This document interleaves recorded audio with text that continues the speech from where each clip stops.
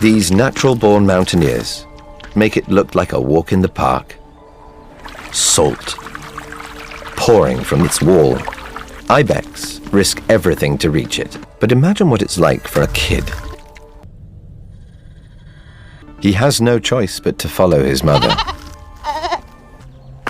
But step by step, he discovers he has an amazing grip, locking them inside the hard edge of the hoof. Every step on a knife edge.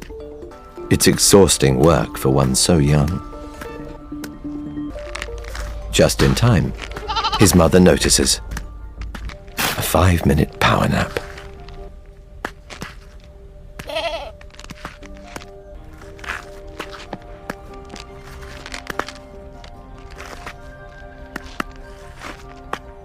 "150 feet up.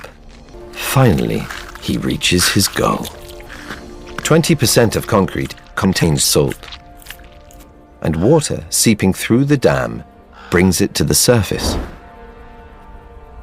It may not look like much, but this mineral lick is crucial for the kid to grow up strong.